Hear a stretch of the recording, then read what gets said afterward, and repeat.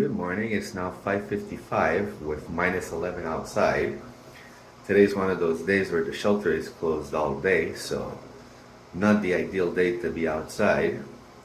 I'm gonna go see Taquito because I got a call last night that Taquito was also crying all night looking for me, so I'm gonna definitely try and spend a lot of my days with Taquito.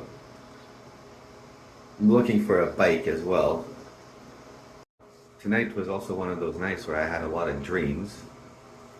Strange dreams, dreams that I can remember a little bit, but I don't have my red light here, so not really any dream logs these last few days. So this morning, the topic of conversation with the shelter staff was Cupid and Artemis. They wanted to know what do I know about Cupid and his origin story. So I'm a bit confused right now because I don't remember the origin story of Cupid. I know it's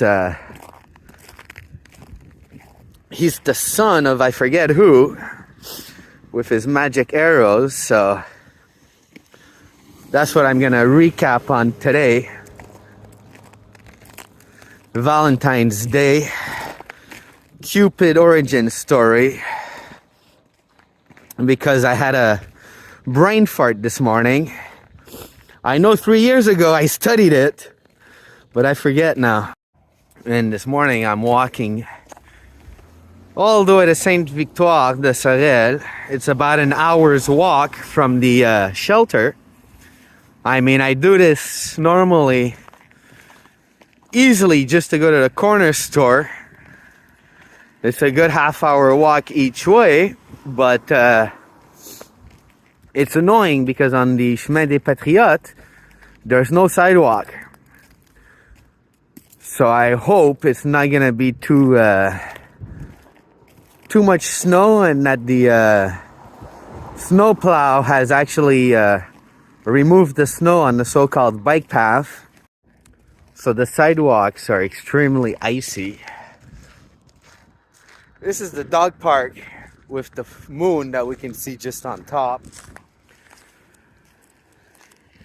And that's the problem with Chemin des Patriotes, is that it has no sidewalk after a certain area.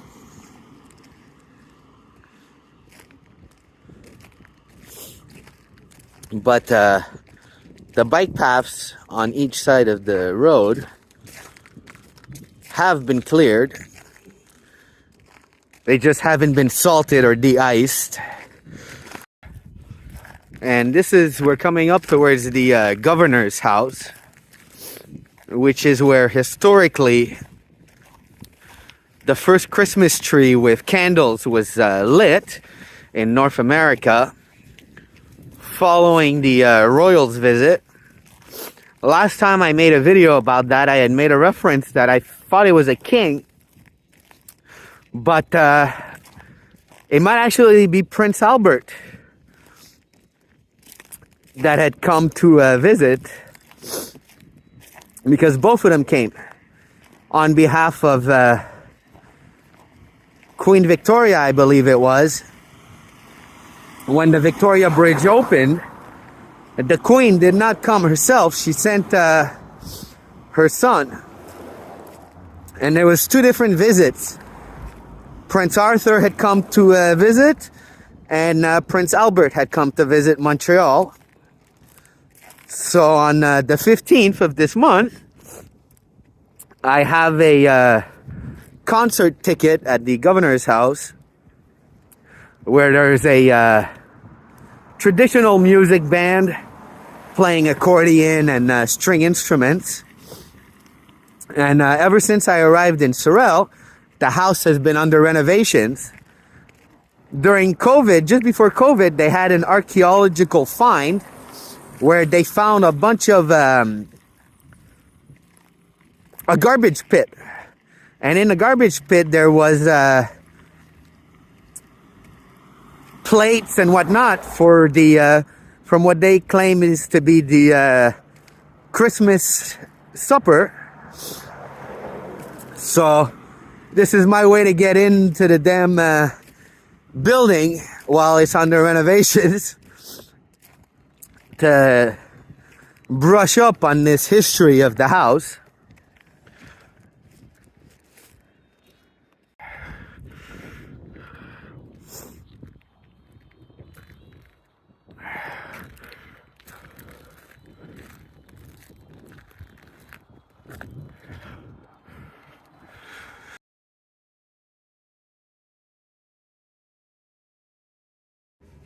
One of the best ways that I found to clear our body of these toxins and whatnot is a hot bath,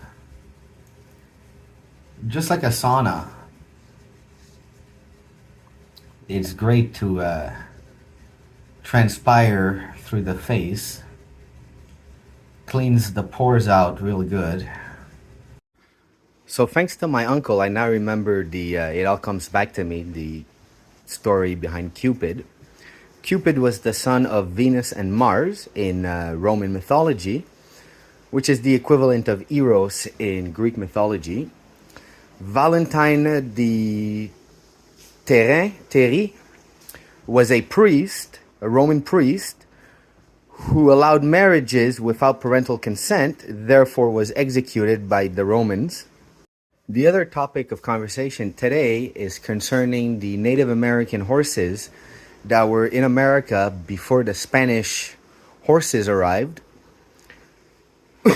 I know Montreal has some Napoleonic horses that were imported during the Montreal Volunteer Cavalry, also known as the Montreal Voluntary Dragoons, which later incorporated itself into the Royal Canadian Army, RCMP, which was the birthplace at Mount Royal. And the SPVM Cavalry building on Mount Royal is originally belongs to Mr. Smith, who had horse staples there. So I can't remember who's the one who actually imported about a dozen or so horses from France that were Napoleonic horses, but yeah, they're around here in Canada somewhere. Now, if my memory is correct, Mr. Ogilvy and Mr. Molson rode together in the cavalry, and I believe they were part of the Dragoon Regiment, but don't quote me on that. However, they rode together. You can quote me on that.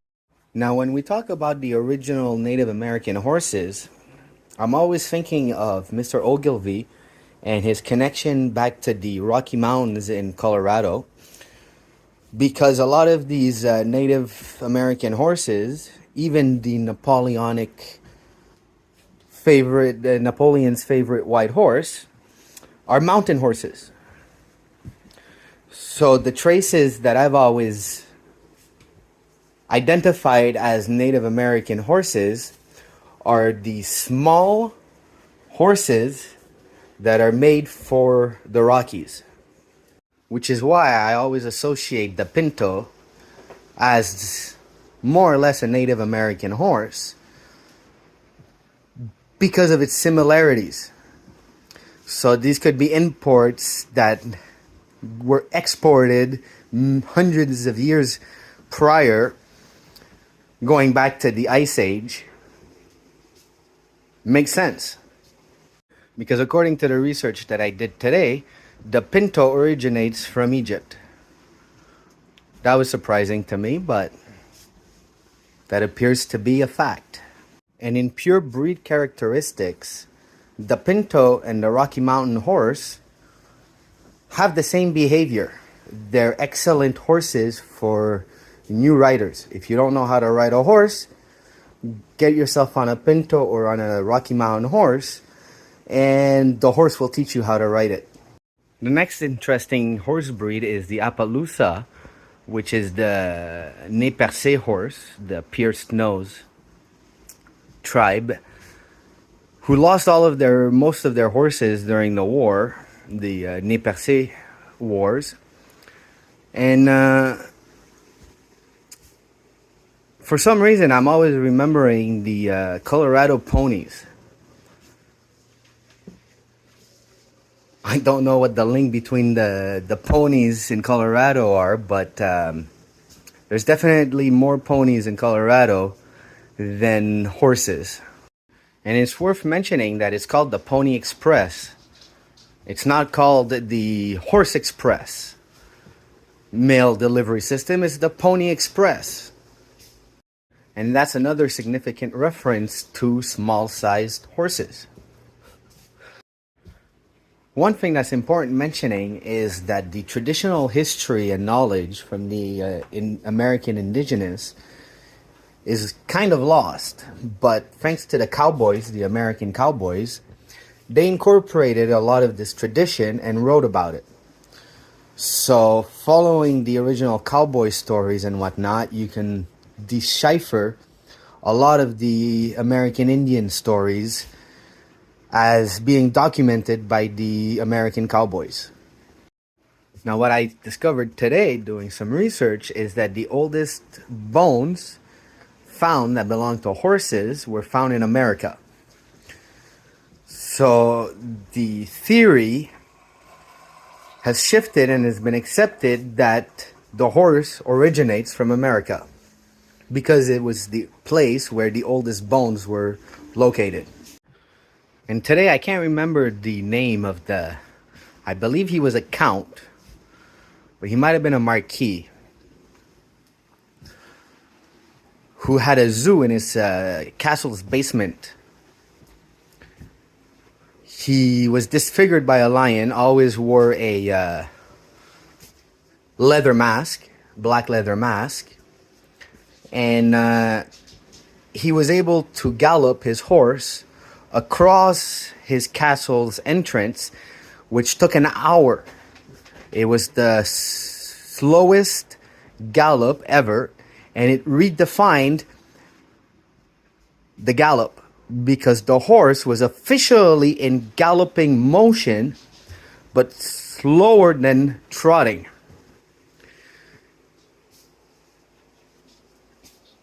That's an interesting story. They made a movie about it. I went to go see it with my grandparents at one time, and great movie, but I don't remember the guy's name. And the closest thing that I can find online is the castle of Bourbonnais, which is identical to the imagery I remember from the movie.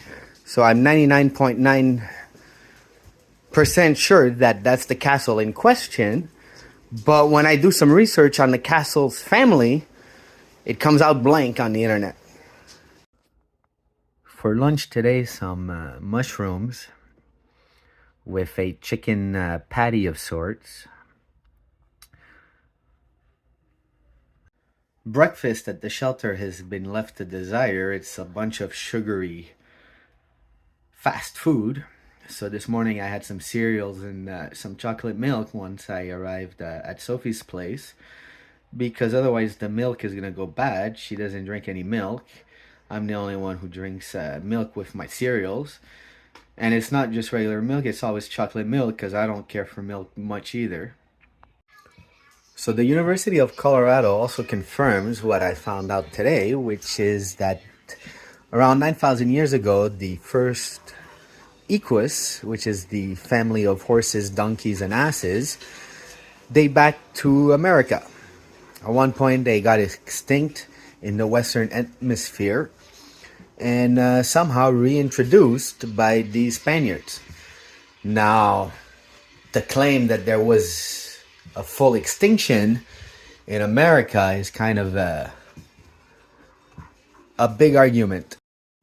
Now, another interesting story is from up towards Témiscamingue, the Obadjiwan, if I'm pronouncing it right, claimed to have met white men before the arrival of Columbus.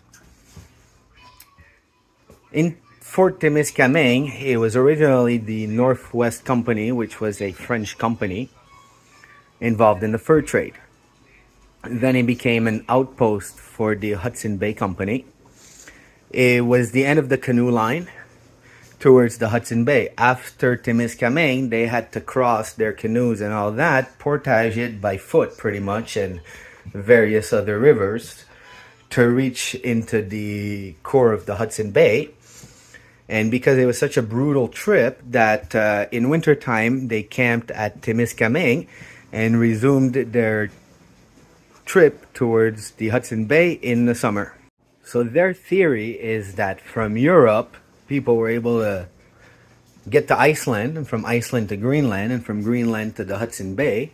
And from the Hudson Bay, they met the local indigenous that occupied the territory of now Abitibi-Témiscamingue. So today I found what I was looking for, which is the Lac La Croix Indian pony, known as the Obidjoi horse, if I'm pronouncing that right. And yeah, that's it. It's technically it's a pony. It's a small horse breed that originates from America. They're known as the tiny horses with a huge spirit. And if you search for the spirit horse, then you find various ranches in Canada and in Colorado, the United States of America, that preserve the Great Spirit Horse, which is the indigenous horse of America. A pony. Here's tonight's full moon, which appears to be a full moon, but yeah, whatever. It was the other day. Crossing from Saint-Joseph-de-Sorel into Sorel-Tracy.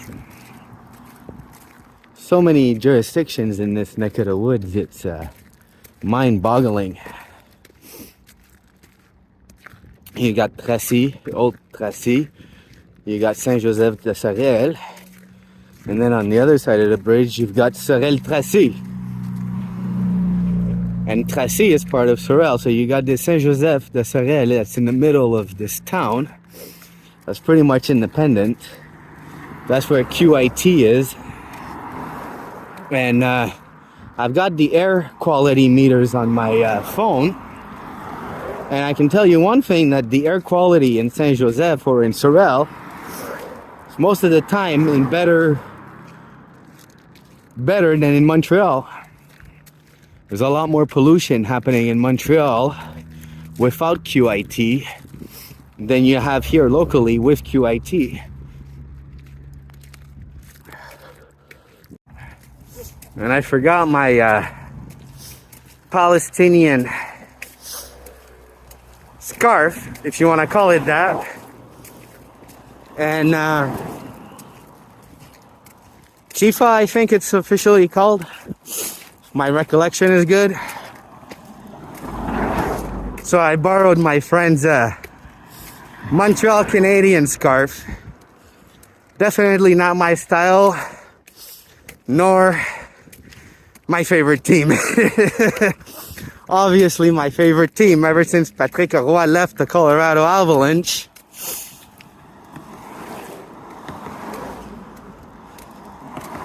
Was my favorite team during that period. And after he retired, well, I didn't give a shit about hockey anymore.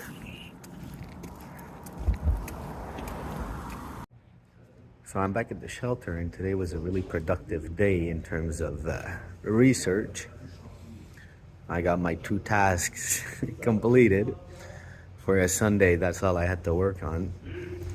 Tomorrow is a day where I'll try and figure out where I'm gonna end up staying for the next week. Technically looking for a month-to-month lease until at least February or March. That's when I have alternate options that are pending. A lot of things are pending court cases. A lot of funds are waiting court cases, and a lot of evictions are waiting court cases, therefore opening doors. Un mal pour un bien, as they say.